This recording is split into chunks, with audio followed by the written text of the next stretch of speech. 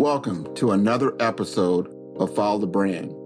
I am your host, Grant McGaw, CEO of 5-Star BDM, a 5-star personal branding and business development company. I want to take you on a journey that takes another deep dive into the world of personal branding and business development using compelling personal story, business conversations, and tips to improve your personal brand.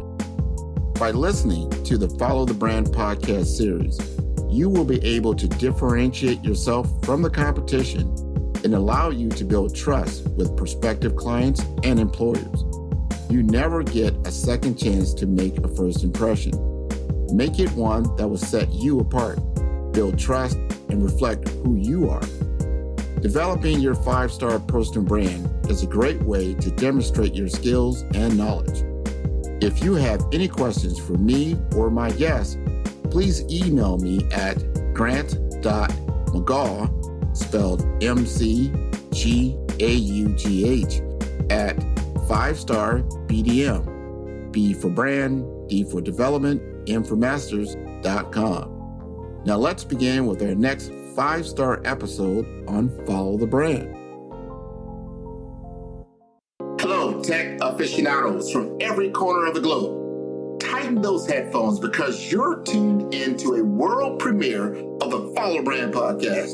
I am your host, Grant McGaugh, CEO of 5-Star BDM, where we are creating a 5-star brand that you can follow. And today, our star-studded technology empowerment episode is set to skyrocket your tech cravings. Imagine the grandeur and allure of the Azure Security cosmos and the forward leaps of future technology. Leading our expedition is not just any guy, but a luminary in the field, Dr. Rajesh. With 14 shimmering Azure certifications and a treasure trove of hands-on expertise, he is the North Star of our technological galaxy. Hold on as we chart a course into the expansive world of generative AI, artificial intelligence. Dream of a universe where technology crafts, dreams, and conjures, revolutionizing realms like healthcare, fashion, and gaming. Trust me, this is a spectacle you won't want to miss. As we anchor our technology empowerment episode, Dr. Rajesh illuminates the path with a golden nugget of wisdom, the profound impact of continuous learning in our ever-evolving technological voyage. So, trailblazers, charge those devices, amplify the volume, and ascend with us through the scintillating spirals of the Azure cloud and what lies beyond. Remember, this isn't just any podcast. It's the 5-star BDM brand that you can follow on the Follow Brand podcast, and thank you for tuning in. Welcome, everyone, to the Follow Brand podcast. I am your host, Grant McGaugh, and we're going to go all the way to India. I love talking about India. It has so much rich history, rich culture, and very, very good people. We're going to talk to Dr. Rajesh about his particular skill sets when it comes to cybersecurity, when it comes to cloud computing, and all the different certifications that you absolutely need as you traverse these technology mountains that are out there. So we're going to get to know him a little bit better. We're going to help demystify some of the things that people, when they hear about these things, like they think it's so far above them in their knowledge and their understanding. But you'll see by just taking some training, some certifications, things that he is doing that'll be quite impressive, and that'll give you a better understanding of the cloud world. So, Dr. Rajesh, would you like to introduce yourself? Yeah, thank you, Grant, for that wonderful introduction.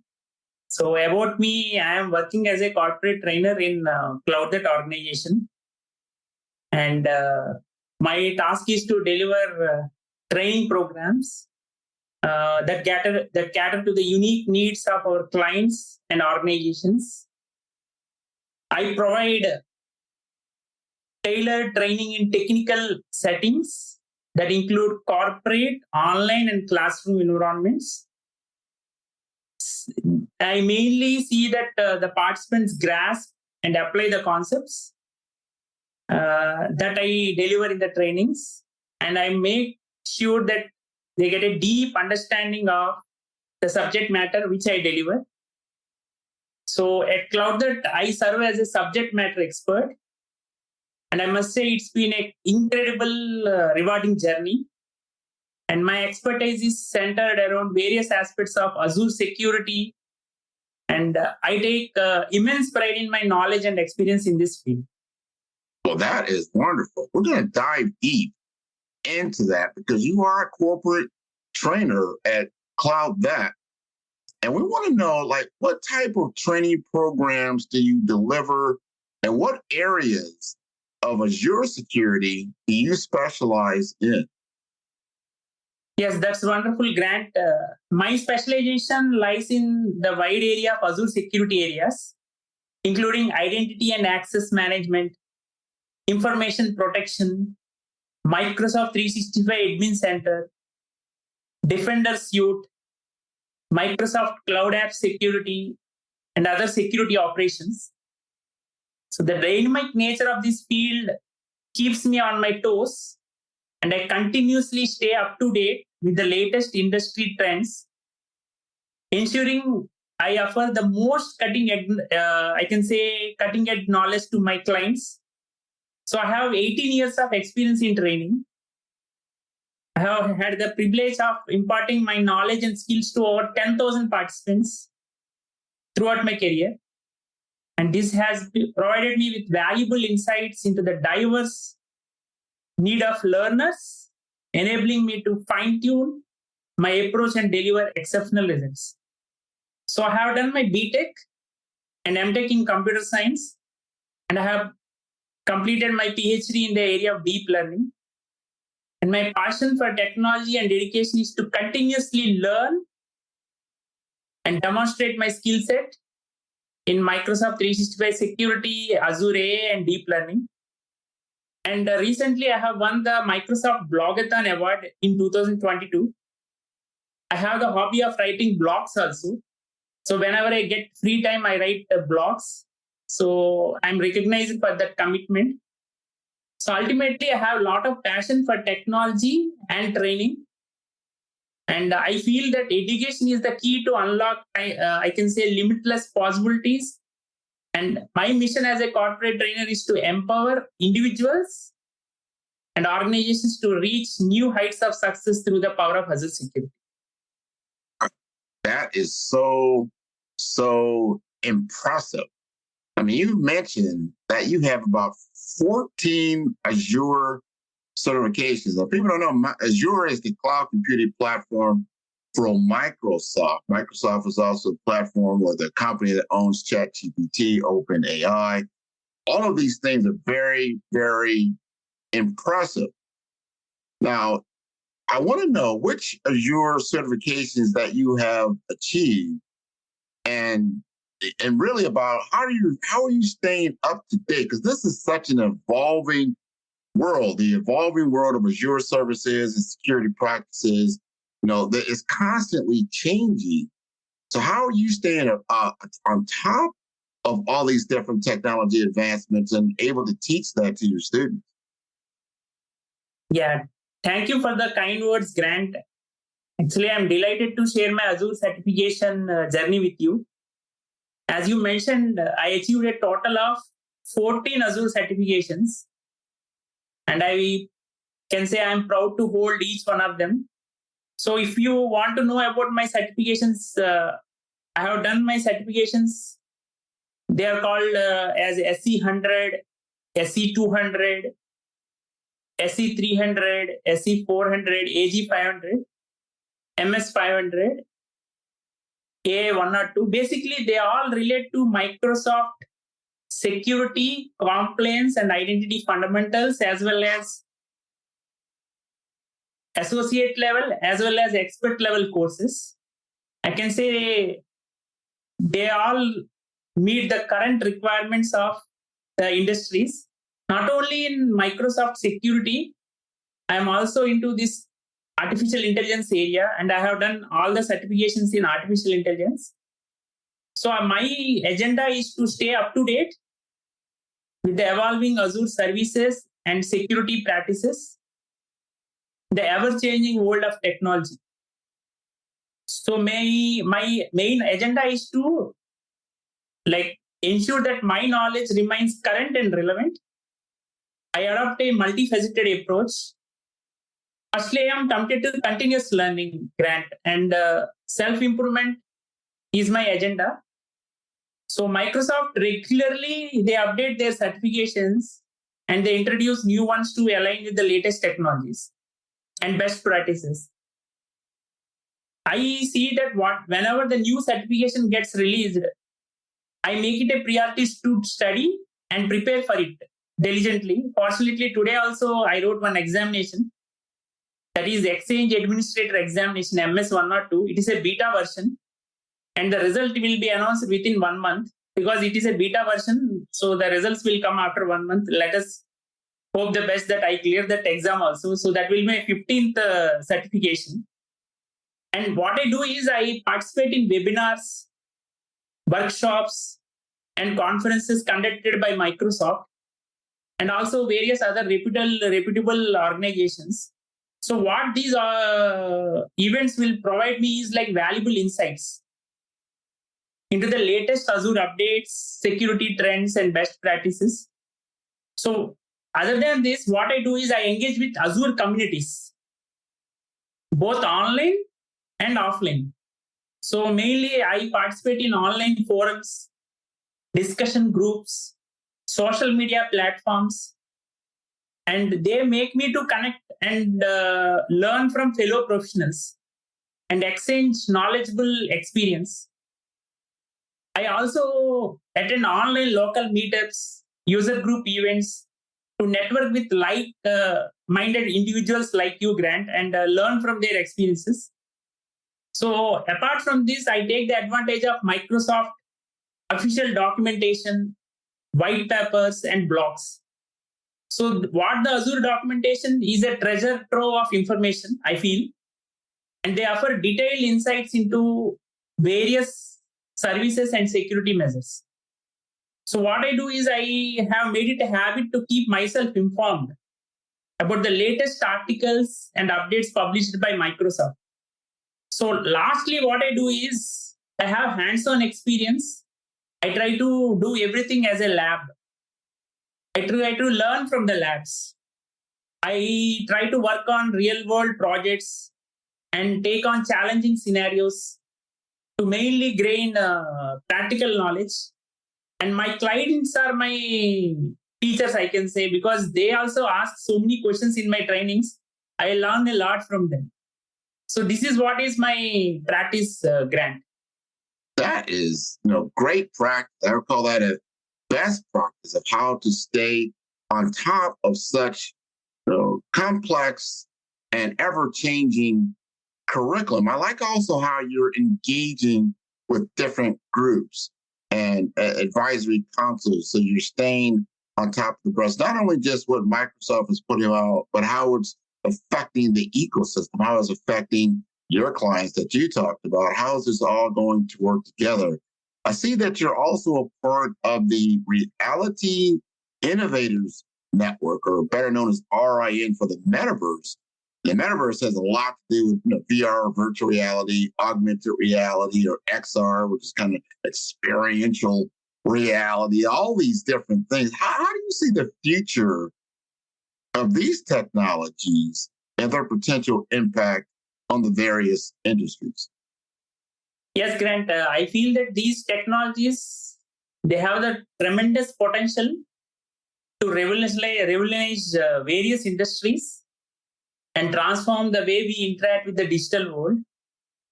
For example, I have written an article on metaverse. It is the ultimate accumulation of these immersive technologies.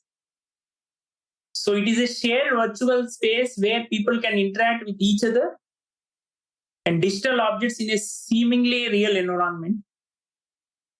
And I want to say that the concept of metaverse has the potential to redefine social interactions, entertainment, education, and even business collaboration. So if you say virtual reality, so we are already seeing significant strides in gaming and entertainment. So mainly children, people in the adult age, they are very much interested in gaming and entertainment. So we are offering unparalleled experiences that transport users to entirely new worlds. And augmented reality also have done one project in that area. And when it comes to extended reality, they are all like equally promising in their own right. So what they do is they overlay digital content into the real world so that new forms of storytelling, navigation, product visualization, industries like real-time scenarios that deal with real-time scenarios like retail, architecture, and tourism can, I can say, definitely benefit from AR applications. So that's it, Grant. That is impressive. That, we're on the verge of a technological leap. And, obviously AI has done a lot already changing the world and the world's workflows. People don't realize, like, when you get into Web 3.0, that is an AI context-aware platform. So we're just in the beginning stages of what we call now the metaversal experience, whether it's a fully immersed experience or a augmented reality with human interaction, or I call human amplification, which is going to be tremendous. I know that you have been doing a lot with your recent blog post and your achievements also in the cybersecurity field. Can you share some key takeaways from those blog posts, like I saw on GitHub, Copilot, and some of the outsmarting cyber? Well, I guess you are outsmarting some of these cyber criminals. Talk to us a little bit about that. Yeah, thank you so much for those kind words, Grant. Actually, as I told, my hobby is to write blogs. So I keep on writing blogs. Every month I see that minimum 3 to 5 blogs I write. And in this process, recently I wrote blogs on generative AI, GitHub Copilot. So what I do is I explore the groundbreaking advancements, especially in AI-powered coding assistance. So GitHub Copilot, it is developed by OpenAI and GitHub. I can say it's a powerful tool that uses AI to provide code sessions and completions as developers write their code. So what I wrote in this blog is mainly how GitHub Copilot will revolutionize this coding experience, and mainly it will how it will see that the enhanced collaboration happens. So what we can do is Copilot is to generate accurate and context-aware code sessions. So it can facilitate collaboration among developers working on the same project. So I focus on that part. And apart from that, I write blogs on outsmarting cyber criminals.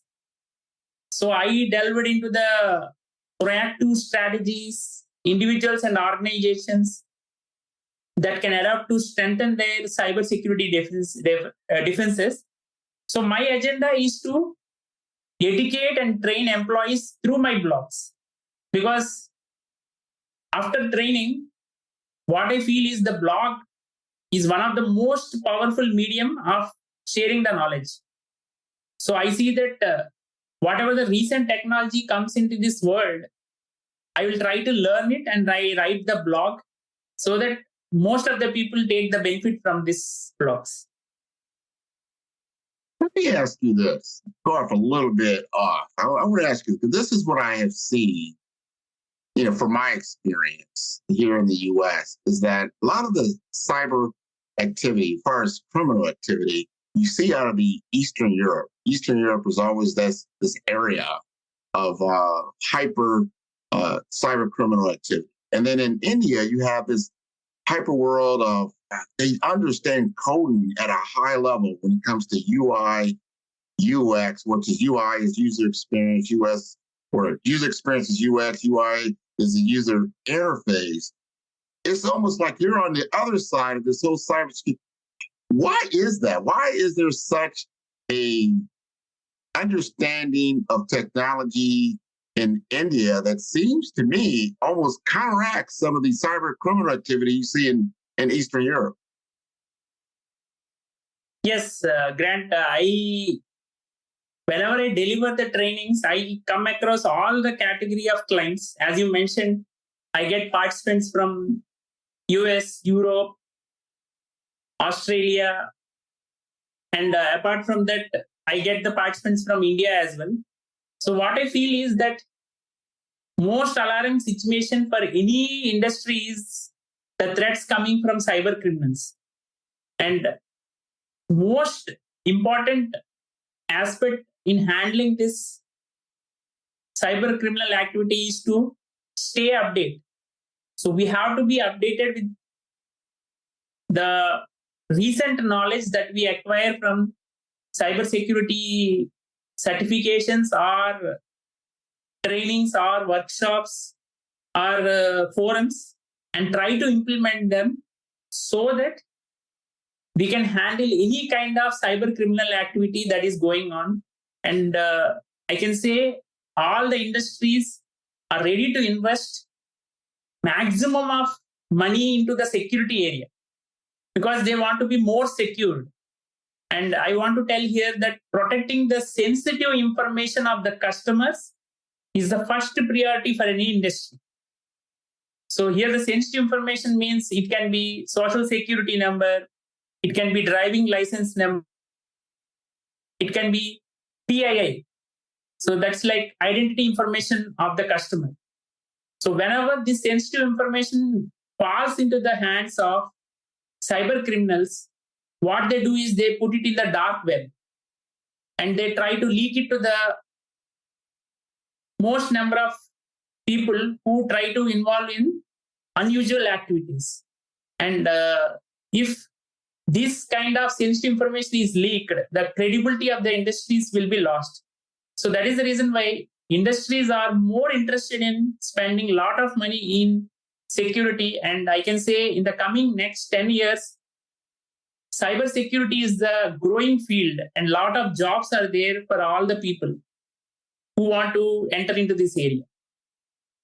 Wow. Thank you for letting us know what's coming out of pike and why that is so important. Now you mentioned that as a technology enthusiast, and I know you're passionate as a trainer in Microsoft 365 security, Azure AI, deep learning. How do you incorporate these technologies into your training sessions? And what kind of practical applications do you explore with your students? Yes, Grant.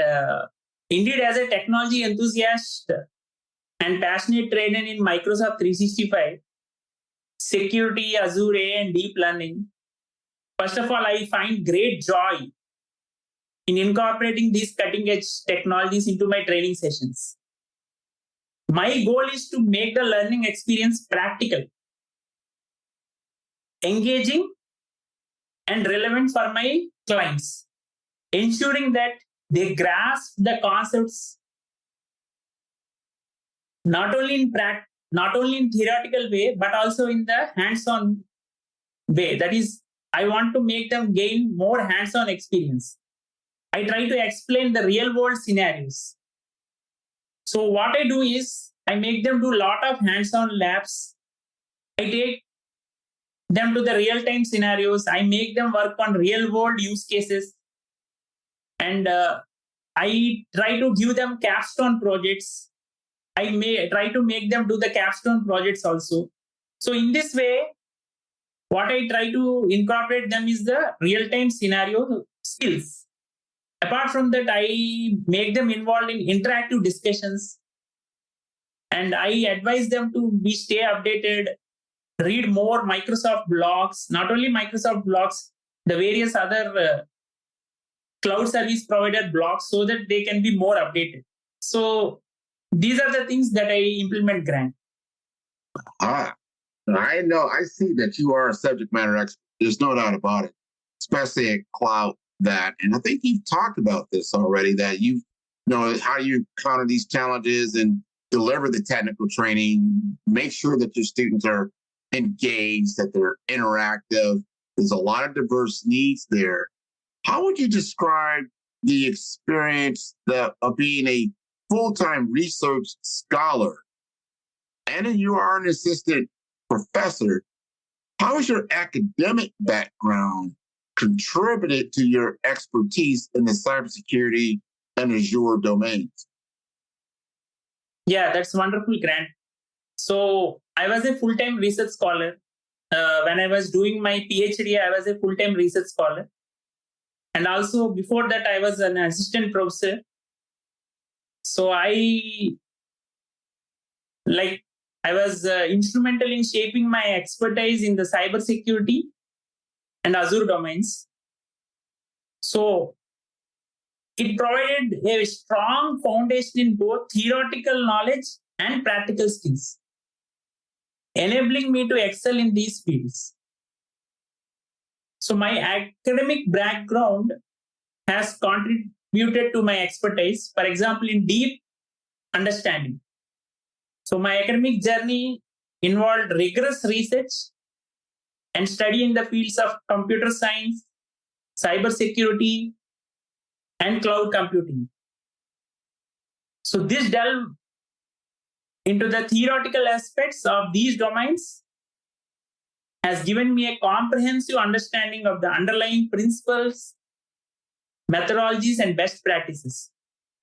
So I was more interested in continuous learning. Like academia plays a strong emphasis on continuous learning, and we have to be very much keen on staying up to date with the latest advancements in the field. So if we have this mindset of constant curiosity and exploration, I can say the professional life will be very easy for us. It will be motivating us, and we can easily update not only in the areas that I have taken, in any of the area we can excel. Coming to my teaching experience, as an assistant professor, I had the privilege of educating and guiding students. So what this experience taught me was how to communicate complex technical concepts in a clear and engaging manner. So this experience has provided me invaluable inputs for the corporate trainer role, which I am presently doing. And when it comes to research and innovation, my academic background mainly fostered a passion for research and innovation. So what I learned is continuous exploration into new technologies and methodologies will allow to provide cutting edge training to my clients and students. And definitely you should have an academic network. So you should be exposed to diverse perspectives and collaboration opportunities. So this global exposure definitely has enriched me in understanding so many new things as I gain so many insights from professionals and researchers worldwide. Now you can see the world is connected because of excellent platforms like LinkedIn and other social networking platforms. People are coming closer to each other. And we also met in the social media platform only in the LinkedIn. And today we are having the podcast session. So the world has become very closer, and we can learn so many things from the excellent professionals who are there all over the world. And finally, I want to say that we should have ethical perspective. Like academia emphasizes the importance of ethics and responsible conduct. So this perspective should be there in any of the domain. And if you have the analytical approach, definitely whatever the field you choose, it will be very easy for you because grasping power will increase whenever you have the analytical approach. This episode is brought to you by 5-Star BDM. 5-Star BDM is a professional consulting and advisory group keenly focused on business development services for small to mid-sized businesses and entrepreneurs. Although every business is unique, they often share challenges that can be addressed through smart branding. Services include process improvement in operations, digital strategy and transformation, business intelligence, digital marketing, and personal branding. Our 5-star business and personal branding company has helped a number of professionals and organizations to optimize and grow. The result is more business, more opportunities, better reach, positive outcomes. Please visit www.5starbdm.com to learn more and view all the episodes of Follow the Brand.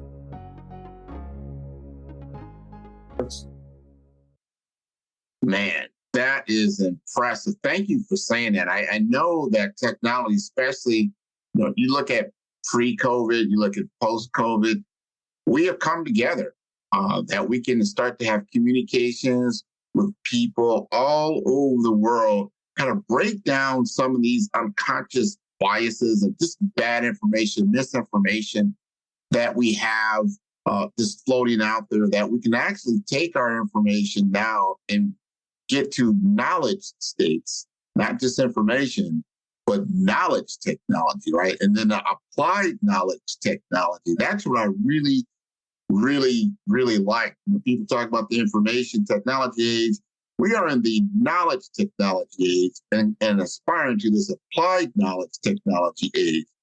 Now, you've also achieved, when you talk about applied knowledge, you've got the AZ 500, Microsoft Azure Security Technology Certification. Now, can you share some insights into the most critical aspects of Azure Security that professionals should focus on? Absolutely, Grant. Presently, I'm in a 10 days AZ 500 training session. So I have completed 5 days of my session. So tomorrow onwards, I have the next 5 days. So I keep on delivering AZ 500. That excellent course. It is all about Microsoft Azure Security's technology certification. And it covers a wide range of critical aspects of Azure security. Anybody who wants to master in Azure infrastructure security, they have to do this AZ 500 certification. I strongly recommend this course. And when it comes to AZ 500, there are so many important concepts that we discuss. First thing is identity and access management. So what is identity and access management? I'm having an identity, that is my username and password. When it comes to my corporate trainer job, whenever I log into my system, I enter my username and password. And that is how I am identified. And my access level is totally decided based on my role. I'm the subject matter expert in my organization, and my access levels are only limited to subject matter expert. I'm not into the admin category. I'm not a CEO or CTO of the organization. Those people will have higher levels of access. So I can say identity and access play a very key role as of now because of this work from home concept.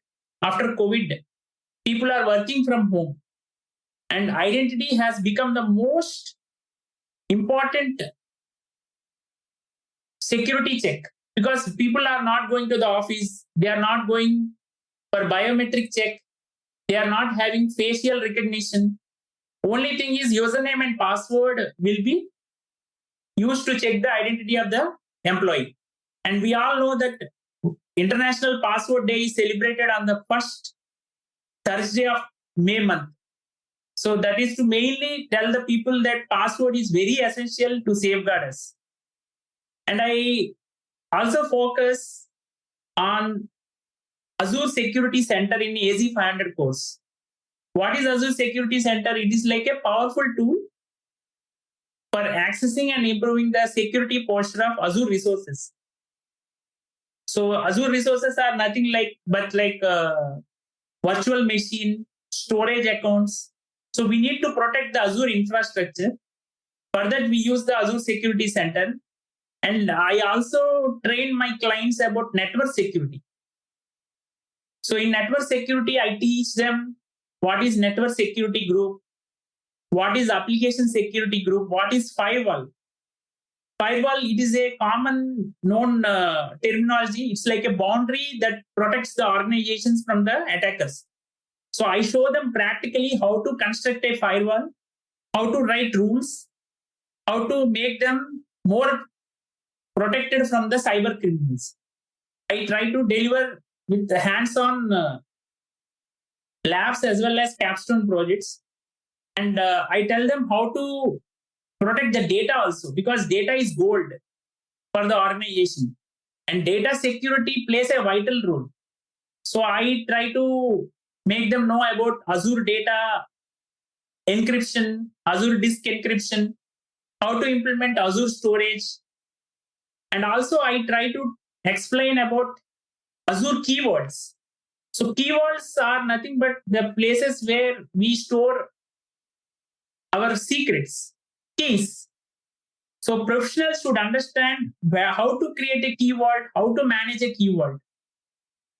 And I also explain in AZ500 course about threat protection and detection.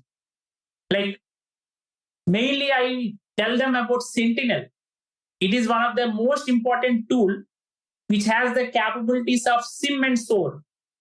SIM means security information and event management, and SOAR means security orchestration and also remediation. So how to know about the threat that happened in the industry and how to mainly handle that threat. So these capabilities are provided by Sentinel. So if the tool is learned by the professionals, they can master in various aspects of handling the incidents and threats in the organization. And I try to tell them the security best practices, because if you try to apply the best practices, then everything is in your hand, world is in your hand, because you have to be the best. Because I can say cyber attackers are updating themselves day to day, and as a protector of the organization, we have to be the best. So whenever I train AZ500, I try to see that I include all these concepts in the best possible manner so that the client satisfaction is 100%. Now, all of that is super important, especially now. We are now in a world of generative AI, artificial intelligence is embedded now into many workflows, or on their way to be embedded in a lot of different workflows, because it's, speed, it's access to information, it's quick, it's very, very useful. I noticed that you've received the generative AI fundamental certifications from Google. Now, how do you see generative AI technologies influencing the future of AI and its applications in the different industries? Yeah, that's a wonderful question, Grant. And I want to say that I have done my PhD in the area of deep learning. So mainly I worked on Ayurvedic plant leaves classification. So it is a interesting area. And after my PhD, as you are seeing, there is a lot of discussion about generative AI technologies.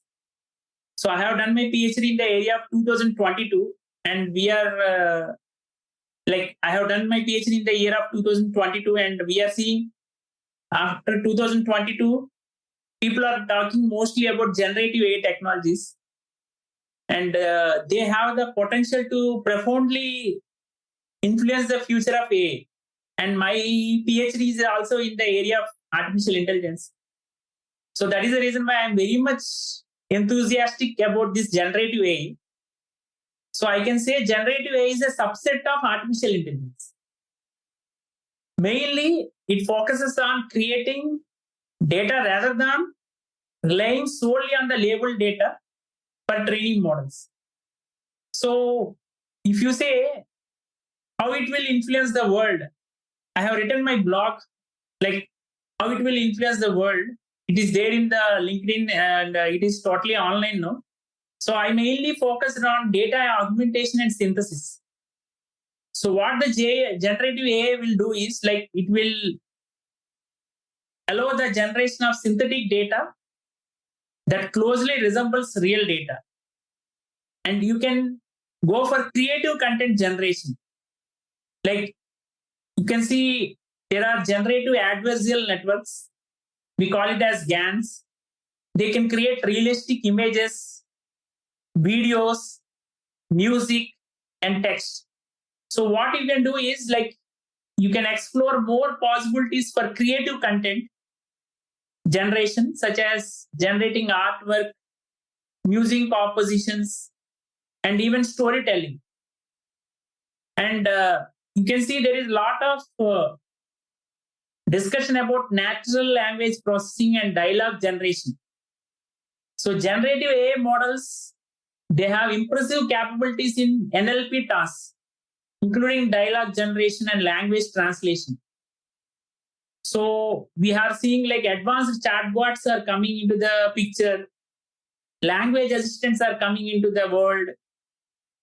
So there are so many language understanding systems also. So a lot of improvement is happening when it comes to NLP and dialogue generation. So you do get personalization and recommendation systems also. So generative AI, they can be used to create personalized recommendation for users. Whether it's like personalized content, product recommendations, or I can say tailored user experiences. And mainly after COVID, we all came to know the significance of healthcare and drug discovery. So I can say in the healthcare industry, generative AI can be acting as an assistant in drug discovery by generating molecules with desired properties and predicting molecular interactions. So it can also be used as medical image synthesis and augmentation to aid in diagnostic and treatment planning.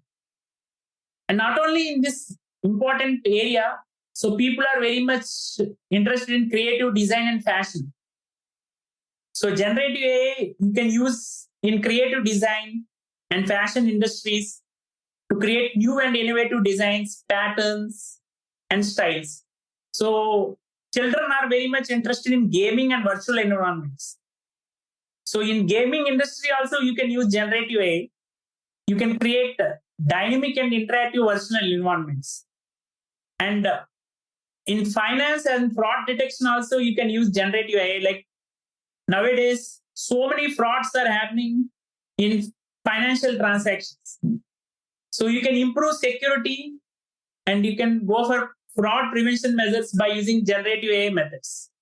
So Grant, there is a lot of scope for generative AI to rule the world in the next coming 10 to 20 years. I can see a lot.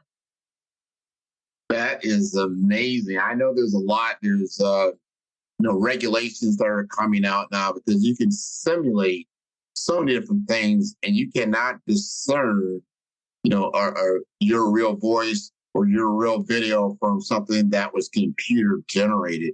So these things are really, really things you need to take another look at, especially if you come from a cybersecurity standpoint. I want to ask you this because you know a lot about Microsoft and you're working with Microsoft. You've got OpenAI that's out there. Are you incorporating now some of these tools into your training, your workshops? Or how has AI really penetrated how you're doing things today? Yeah, that's wonderful question, Grant. So really, OpenAI has opened the windows and doors for so many things. When it comes to corporate training, I'm also using this OpenAI technologies, especially before the training day. If I get any doubt, if I get any question in my mind, I try to frame out the question in a proper manner and ask the latest chatbots available. And I see that most of the answers are much relevant to the question I asked to them. In the sense, whatever the information I get from these chatbots are really helpful to me personally when it comes to my training. I learn a lot because they are all trained models. They are trained on huge amount of data. And whenever I ask a query which I cannot resolve on my own or from some official documentations, I do get lot of literature which is very valuable, and I try to consolidate and I try to incorporate them in my training so that whatever the most recent happenings are there, I can include them in my training and deliver the best possible content to my clients. So in that way, it is very useful to me, Grant, I can say, as of now. I like that because we all know like well, not everybody knows, but Chat GPT has information up to like late 2021. And I know they've got to be coming out with a whole new, probably another version. I know we got Chat GPT 4, and I think it's still at that 2021 level. So do you see it's going to catch up? Because there's a whole, it's got 2-3 years of data that can come out. Is that, have you heard that that's coming down the pipe? Yes, Grant.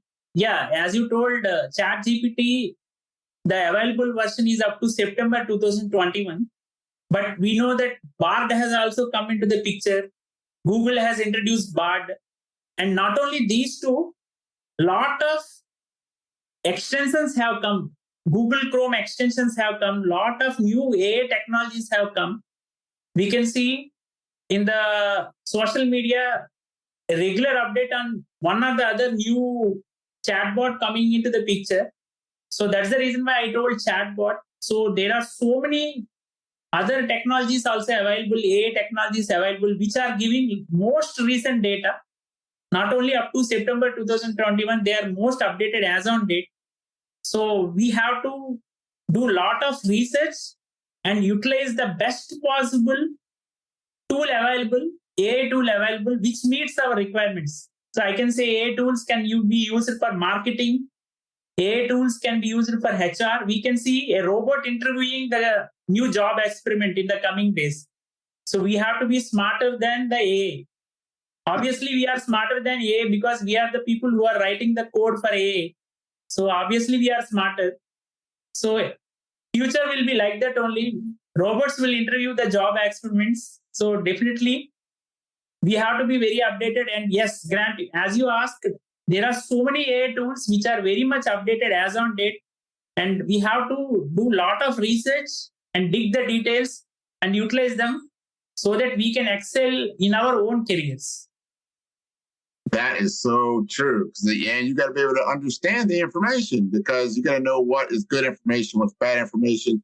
Just because it's giving you information out of chatbot, some of these things, they call it hallucinations. So like it's just grabbing information that's not 100% accurate. So you've got to understand what it is that you're asking it. We're probably going to get more into prompt technology, how to talk to the AI effectively and efficiently to get the right answers. And I tell people all the time, it's like using a calculator for the first time. Like, if you don't know how to use a calculator, you're not going to get much information out of it. But if you truly know how to use it, you're going to be able to get a wealth of information out of it. And it doesn't necessarily mean you're going to replace everything. Yes, if you had a slide rule, you'd probably replace that. But it's not going to replace all the mathematicians out in the world, So it is a tool. It's a great tool. It's a fantastic tool. And I like the speed that it gives you. And then it gives you more or less a template that you can then take and mold and use very, very good. I've noticed that we've got a few minutes here. You've got a very strong following on LinkedIn. You've grown exponentially. I think right now you're up to maybe 12,000 followers or so. Your profile is very vibrant. You've got a very vibrant community. I want to find out how this has impacted your journey and what strategies do you employ to engage and provide valuable content to your followers? Yes, Grant. So I can say networking is net worth. So nowadays, having a good, vibrant, and engaging community is like the actual asset we can have. And I'm very fortunate that as on date, I have 13,000 followers on LinkedIn. And it has profoundly impacted my professional growth, I can say. So, this LinkedIn community has provided me with an excellent platform to connect with like minded people, like minded professionals like you, share knowledge, and learn from others. So, I have a lot of knowledge exchange happening in the LinkedIn. So, I interact with my followers, not only my followers, I try to learn so much from the LinkedIn Live, which is happening every day. And there is like cybersecurity today kind of event happening, daily news happening. So many events are happening across the globe, which I try to attend, and I try to be in the meaningful discussions and exchange valuable insights with all the professionals over the world. So I see a lot of networking opportunities. So I can say, as of now, LinkedIn has opened up lot of networking opportunities. Not only LinkedIn, all the social media has opened networking opportunities. Like we can learn so many things, including cyber security, cloud computing, AI.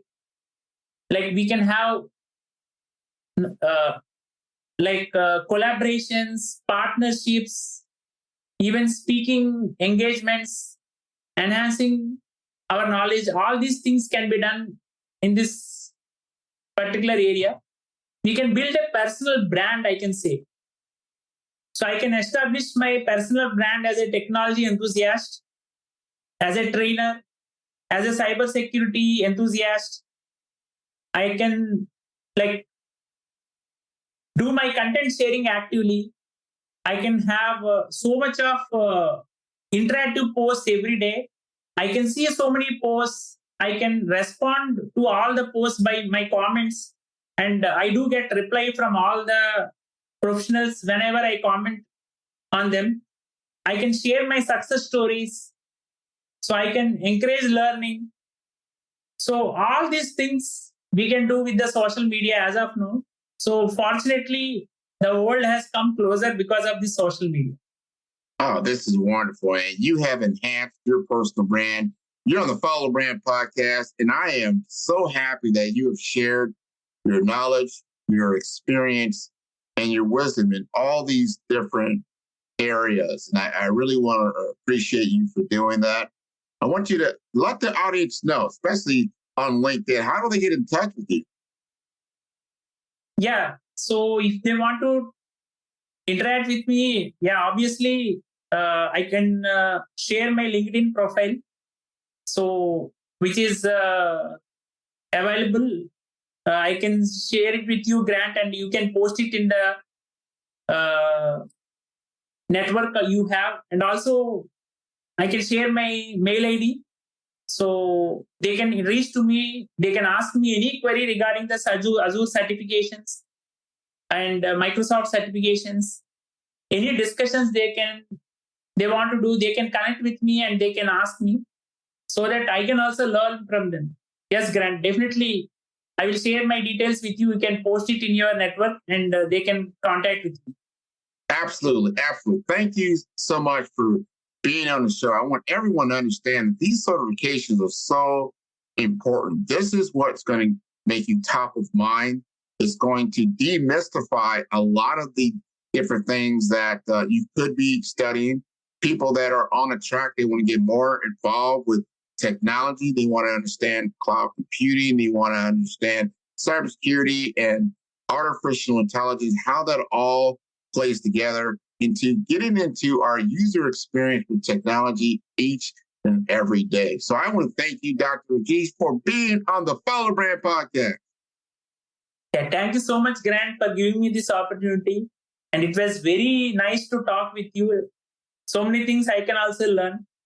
So hopefully this podcast will be very useful for all the audience. Thank you so much, Grant. Absolutely. Yes, and it will be. Thank you very much.